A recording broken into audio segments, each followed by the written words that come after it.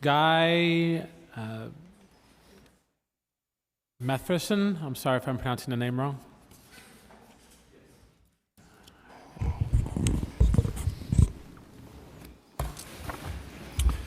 Thank you for the opportunity to address the Council's committee. The topic under discussion is the most important in the history of our species. We face a stunningly severe existential risk that is routinely ignored or downplayed by governments, corporate media, and paid climate scientists.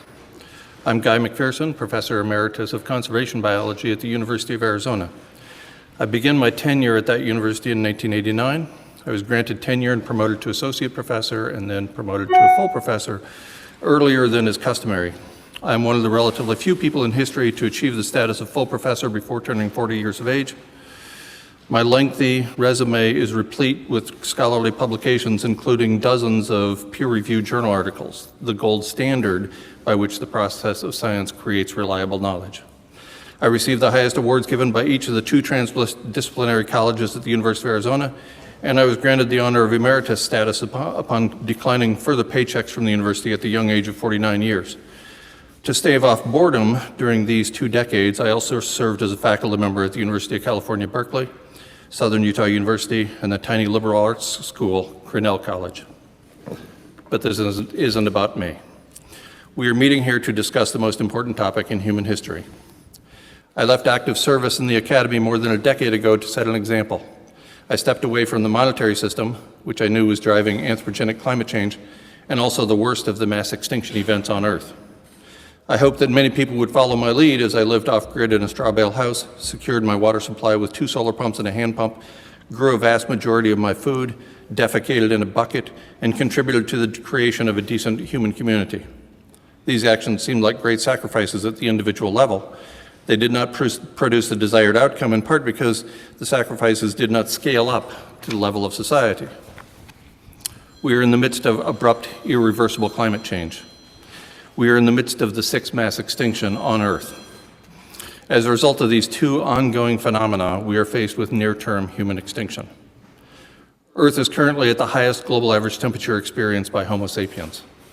There is no known technology to reduce the global average temperature. We seem intent upon raising the global average temperature until all habitat is gone for humans and many other species. There are several paths by which we could abruptly lose habitat for humans throughout the world. Habitat loss is already driving refugee crises in the Middle East, Northern Africa, the South Pacific, Central America, and even within the United States. The refugees attempting to cross the southern border of this country are not seeking a vacation at Disneyland. Rather, they are seeking a means of survival for themselves and their families. How should we act in the face of the greatest existential threat our species has ever encountered? The approach offered by Extinction Rebellion is to declare a climate emergency.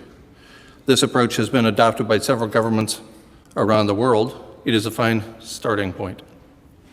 If declaring a planetary scale emergency is a starting point, what follows? Where do we go from here? If we are all going to die, and we are, then how shall we proceed as a society? If our species is going extinct in the near future, and it is, then how shall we proceed as a community? These are the 2 critical questions I pose to you today. These are the important questions I would like the Council and all of us to ponder during the coming days and weeks. How we respond to these questions defines our humanity. Is there a better measure of our character than how we face our individual death and the demise of our society? I'm here to ask these questions. Unlike Socrates, I'm here to do more than ask difficult questions. I will also propose a response. Before I reveal my response, I would like to read a short passage from Viktor Frankl's 1946 book, Man's Search for Meaning. Written shortly after Frankl was a prisoner of war in Nazi Germany, Man's Search for Meaning was published. It has inspired millions of people, including me. Sir, if you can just wrap up. Thank you. Between a stimulus and a response, there is a space. In that space is the power to choose our response. In our response lies our growth and our freedom. The last of human freedoms is to choose one's attitude in any set of circumstances, end quote. I would only add that we can choose not only our attitude, but also our actions. Each of us was born into a set of living arrangements over which we have no control. The scorched earth policies we have adopted and implemented during the last 2 centuries have led to the expected response, a scorched earth. The time for blame has long passed. The time for shaming others has long passed. No blame, no shame. At the edge of extinction, only love remains. Let's pursue planetary hospice as one expression of our love. Thank you. Thank you. Next up.